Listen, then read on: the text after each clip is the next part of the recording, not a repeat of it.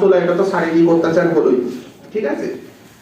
তো এই জিনিসগুলো একটু বন্ধ করতে হবে। এবার দেখুন, আমাদের এটা তো নর্মাল জীবনে হলো যে সবাই মেন্টাল টর্চার বা শারীরিক নির্যাতন বা ফিজিক্যাল টর্চারের মধ্যে কেউ না কেউ কোনো না কোনো দিন হয়েছে হিউমিলিয়েট।